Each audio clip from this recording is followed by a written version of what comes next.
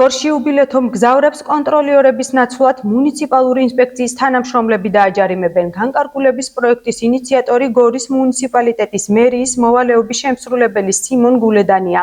აღნიშნულ საკითხზე დღეს გორის საკრებულოს სამანდატო საპროცედურო ეთიკის კომისიაზე იმსჯელეს. საკითხს მუნიციპალიტეტის საკრებულოს მაისის ხდომაზე განიხილავენ. დამტკიცების შემთხვევაში ცვლილება 2025 წლის 1 ივნისიდან ამოქმედდება. დღეს გაიმართა გორის მუნიციპალიტეტის საკრებულოს სამანდატო საპროცედურო საკითხთა და ეთიკის კომისიის ხდომა, რიგითის ხდომა. ხდომაზე სამი საკითხი იქნა განხილული. ერთი საკითხი შეეხებოდა სოციალური ჯანდაცვის სამსახურში დებულებაში ცვლილებებს, კონკრეტულად მოადგილის ფუნქციები იქნა გაწერილი დეტალურად სამსახურის უფროსის მოადგილის.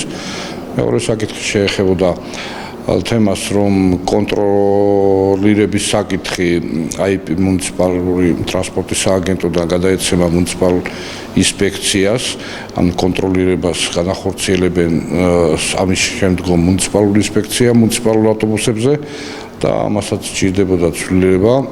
შესაბამისად იქნა გამომდინარე, როცა ჯარიმო კითხვის დაწერის უფლება სხვა სამართალდარღვევებზე, რაც მუნიციპალურ ინტერესებშია, ახორციელებს მუნიციპალური ინსპექცია და ეს ფუნქციაც ერთი IP-დან მეორეზე გადავა საკრებულოს ხდომის შემდგომ.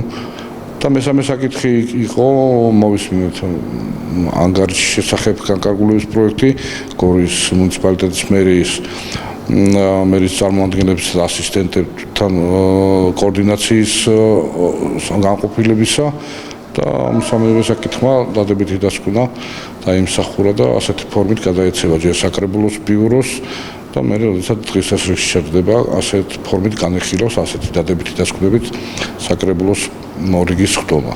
უბილეთო მგზავრობის გამო ადმინისტრაციული სამართალდარღვევათა ოქმის გამოწერის უფლებამოსილება თუ აქამდე ჰქონდა ტრანსპორტის სააგენტოს მინიჭებული, ახლა გორის მუნიციპალური ინსპექციის უფლებამოსილება შევა და ის განახორციელებს შესაბამის დარღვევებზე რეაგირებას და ოქმის შედგენას.